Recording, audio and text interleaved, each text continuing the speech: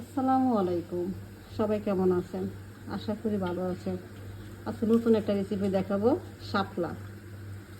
গ্রামের মানুষের শাপলা খায় না, আর ঢাকা মানুষের শাপলা পায় না।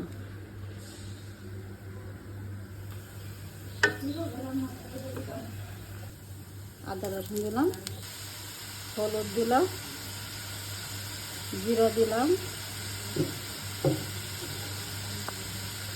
আর মরিচের গুঁড়ো দিলাম। শাপলা আমাদের লবণ নিতে হয়, অল্প করে দিলাম। এখন ভালো করে কষাবো মশলাটা। কষিয়ে তারপরে আমি চিংড়ি মাছ দিব। মশলা কষানো হয়ে গেছে, দেখেন তেল বেসে গেছে। এখন আমি ওঠার মধ্যে নারকেল দিব,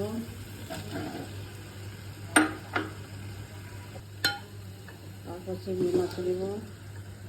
চিংড়ি মাছ আর নারকেল দিয়ে ভালো করে আবার একটু কষিয়ে নিব।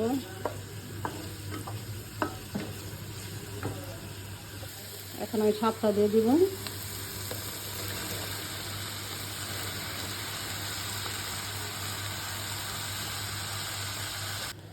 শাপলা মধ্যে কোনো পানি দেওয়া যাবে না, শাপলা এমনিতে পানি ওঠে।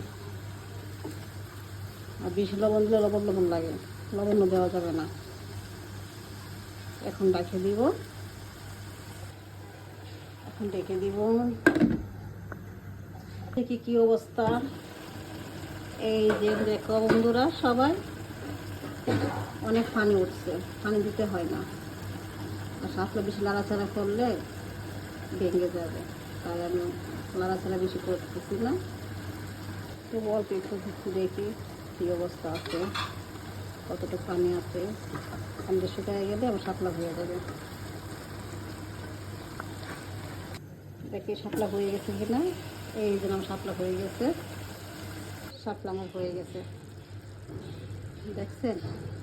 এভাবে সবাই শাপলা রান্না করে খাবে। আর একটা কথা, মনটা ভালো থাকলে অনলাইনে আসি, মাঝে মাঝে ভিডিও দিয়ে। বেশ একটা কথা বলি, আমি কিন্তু কিশোরগঞ্জের। শুনছেন নি আপনারা?